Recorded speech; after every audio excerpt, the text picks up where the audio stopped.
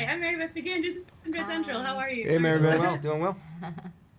Congratulations on Don't Move. But Brian Thank and you. Adam, first, I wanted to hear from you. How did you get involved in this project and this crazy idea? It's so simple but so effective. So how did y'all first come into this film? Well, we actually came up with the idea Okay. and brought in TJ and David to write Oh, it. cool. Yeah, it was we had the idea kind of bouncing around our heads for a while about can you do a feature film where the entire movie the person's paralyzed?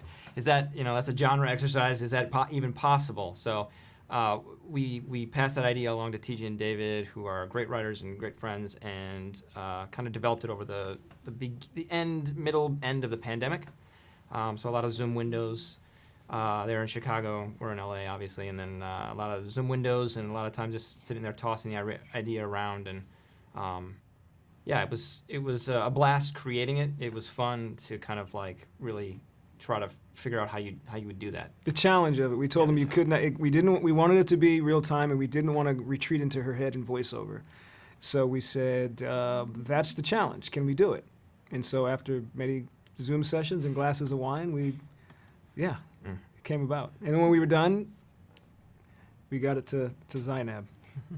Yeah, wait, so Zainab, what was so exciting for you about reading the script? Like, what got you excited about coming on to produce this project? I mean, I'm sure I can guess, but I'm curious. Like what went through your head reading the Yeah, script? I mean, when I read it, I couldn't put it down. I think it was such a great page turner. And as a woman, who goes hiking, it's just terrifying that a friendly face can be not so friendly after all. Well, I'm also curious. You guys deal with some pretty, some intense subject matter here, which I love when horror isn't afraid to look away from that. But why was that important to you to tackle these kinds of ideas, like around suicide and things like that? We had the concept for years. The concept had been sitting around for years, but we couldn't figure out how we were going to make the journey it's like you have the icing and you have the cake, right? So the icing is the thrills and all that. The cake was like, what are we trying to say? What is this journey that she's going on? And when we found the idea that this was her journey, that this is where she starts her film, and that we wanted to pull her out of this abyss. Once we figured that out, it made a ton of sense. And then we were able to build the antagonist, and it just made sense. It was a really interesting journey, but again, the challenge was the real time of it all. I want to say one more thing before, when we first met with Zainab after we had our first meeting, she was like, this is great, we want to make this, but I'm going away. I'm going to go stay in a cabin in the woods by myself. For a couple of weeks, and then when I get back, we'll talk. And I'm like, are you coming? I was like, didn't you just read the script? Don't go. Yeah, don't go. Not afraid. Us horror people are not afraid of anything at this point. We're like, we know what could happen. Like, we're prepared mentally, emotionally, maybe not physically, at least in my case, but we're ready for anything. I feel like at this point. Have to be. Yeah. But also, your casting is. I feel like this film, everything is in the casting. What was it like to find your two people essentially? They work so well together. So, what was the casting process like for this? I can imagine it was pretty intense to try to find the right duo here. Yeah, Kelsey came on right away. Cool. As soon as we sent it out, Sam was actually the one who brought her name up to us. Oh, Huge fan of Yellowstone, cool. so he was like, "Love Kelsey, she would be perfect." And we were like, I saw the first season of Yellowstone or whatever, so I was like, "Yeah, I have to look." And I was like, "Yes," and we met with her, and we were like, "That's Iris." We were like, "It's just it's hard to explain. You meet somebody and you just go." You just feel it out. Your gut instinct is this person feel like their person, and it was immediately for I think all of us. We were just like, "Yep, that's Iris," and then Finn came on after that, and it's just it was fun. They're both amazing actors, but very different in the way that they attack their trade, and it was really fun to kind of watch them do their thing. And we really leaned on, we have another female producer, Sarah Serenos, and Zainab. They had some really great insights into what they thought this Richard character should be from a different perspective. And so I recall having those conversations about what she thought if she was in that situation, what she would be looking for or not looking for, what would she feel comfortable with or not comfortable with. And so that was really important, having those conversations amongst the team when it comes to casting our Richard. Yeah. Yeah. And And Zainab, oh yeah, I was gonna say I want to hear more from you and like having that important perspective injected in here and being like, mhm. hey, like actually think about it this like we want to think about it this way. And I was just curious about your perspective on that experience.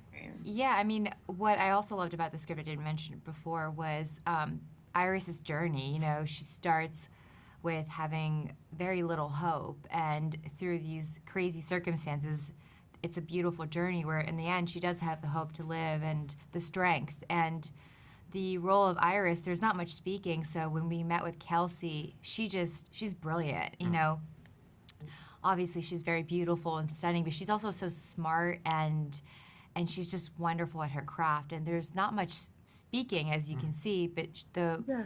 the emotion that she delivers with her eyes and the very little movement, she crushed it. Yeah, she had to be really fearless in this role and Yeah. have a 'Cause it's lot like, of trust. Have a lot of trust. because it's like there's a lot of physicality even though she's not moving, but there I feel like there still is that physicality you have to be aware of with your body when like and I just that's somebody's so demanding for her to kind of carry all of that at once, but it's so incredible the way she does it. Yeah, And I to was think curious just about laying there would be hard. It is incredibly difficult to it not move is. to not move any part of your body and then try to emote.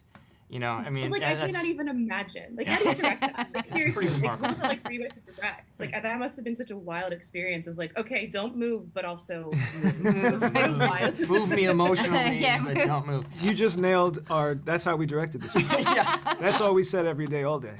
And she was like, Don't okay. move, but move me. Yeah. Um, I mean, the physicality is the opposite. It kind of goes counter to a lot of what you would think someone might Yeah. be attracted to. They might be attracted to the physicality of something where you are kicking butt or you're racing and chasing.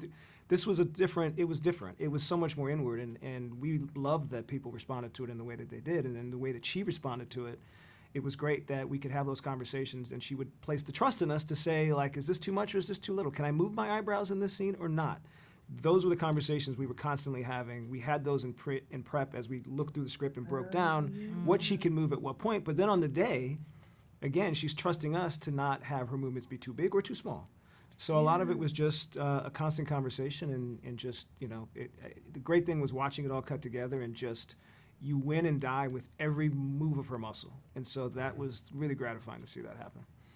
That's gotta be so cool and so stressful as directors and producers to be like, this is awesome, and also, holy shit, like, how are we gonna pull this off? Like, that's gotta be so gratifying though to see it all come together the way it has. Like, whew. it was I- fun. And go. I will say Sarah, our other producer on set, she was really great at detecting eyebrow movement. So if Kelsey moved her eyebrow a little too much, we'd have to. There's a twitch. There was a twitch. There's a You're like, twitch. Oh my Yeah. god! In the eyebrow twitch coordinator. Yes. The credits too. I was like, Absolutely. yeah. Yeah. I mean, we had people, who stand near the camera, back by the monitor. We had it all covered. I mean, like close-ups. So you're just able to kind of like really kind of dial in and go, okay, is that too much movement? Is that not enough movement? That's wild. That's nuts. And I mean, it's got to be nerve-wracking too to figure out how do you make this feel visually varied when you're writing it. Like, okay, she's not moving a lot. How do we kind of keep it moving and keep it visually varied? Was that something you were worried about in the writing process about keeping with someone not moving? How do you make it varied? No, You I know mean, what I mean? when we were talking to the partners that we would bring aboard, like Zainab, Alex Leibovich at Hammerstone, and Sarah, when we talked to those partners about what we wanted to do with it, we kept talking about it being an experience that you go through with her. So what we would do is when the moments when she is less mobile, we talked about the idea of putting yourself in her shoes through sound, through score, sometimes through the lack of either of those, sometimes through a lack of camera movement, so that you're just like, you're trying to will her up, you're trying to will her to do something. So it was really just trying to figure out, all right, in this moment, what are we trying to get across? Do we do that with camera? Do we do that with sound? Do we do that with what? And so I don't think, we were very confident that it would work. I mean, for us, Cool. Oh yeah. our guiding, it was really just, the North Star was just like, this is something we would want to see, and you just hope that there's others like you that want to see it. And be But- confident to like live in those moments. This is a suspense film. So to live in the moments and not feel the need to like cut and move the camera around a lot and just kind of, when she's lying in the grass, just be with her and see what that would be like. And then have as the terrifying as it is. Have the producing team support that. Yeah, because and be that's like, yes, their this job to is the say, direction yeah. we need to be doing this. And we had a great cinematographer, and Yes. we shot in Yeah. Bulgaria, and Bulgaria was beautiful. Yeah, Zach Kuberstein, our DP, was He did Barbarian. Yeah, he did Barbarian, and we spent, many days in prep talking about kind of what's the philosophy for how we shoot this movie, and he was just hammering it home. He was that, that voice in our ear every day going, this is the plan, this is what we did, and when you start to like go, okay, we're losing the day, we got to do this or whatever, stick to the plan. So he was great at just being like really staunch and going, no, this is the philosophy, and it's going to work, and let's go. Mm-hmm. That's amazing. But Brian and Adam, you guys wrote a found footage movie that Yes. I really liked, Oh. and I was just wanted to bring it up because I love found footage, and I just wanted to hear more about briefly like your experience writing a found footage movie versus a traditional narrative movie, and if how that experience has kind of differed. I know you've written other things too, but Yeah. I'm a found footage freak. I love Blair Witch Project. Oh, so yeah. Cool. I had to bring it up. So you're the person that saw Delivery. That's me. Yep, that's me. You found her. That was interesting. Yeah, when we were kind of building that idea, there wasn't Blair Witch had come out, but Paranormal had not come out at the time. So when we were putting it together, we pitched our manager, and he was like, okay. But it wasn't the Like a cash viable cow that thing. it would become. And so when we put together our script, it was what we called the scriptment. It had no dialogue in it, because all of our actors, we hired our actors to be dramatic improv actors. So our actors auditioned in an improv setting, and they performed in an improv setting. They never saw the script. We had a lot of investor meetings, and they were all on board until we told them that the actors aren't going to see the script. They're going to make up the lines of dialogue. We have all the character arcs. We know exactly what needs to happen in each scene and what they need to do to accomplish the. They said the two thing. words. Good luck. Good luck with that. But that was the only way to make that movie. The one thing also, when we were starting to put it together, we met with Oren Peli, who at the time had done Paranormal, but it hadn't come out yet. So if you remember, there was a period where Paranormal was purchased, but they didn't know what they were going to do with it. So we met with him, had lunch with him. Sweetest guy. I think it's going to come out here pretty soon, is what he said. But his game plan, we followed his game plan, and then 2-3 months later, we were sitting in his theater watching it. Probably the best theater experience I've ever had. And that movie ruined my life. So, I went home, and I'm just like, well, I'm not sleeping tonight. But it was such a great experience, and then it transformed micro-budget filmmaking, independent filmmaking, horror filmmaking, and our film came out. We shot maybe a year after that, but everything had changed by that time.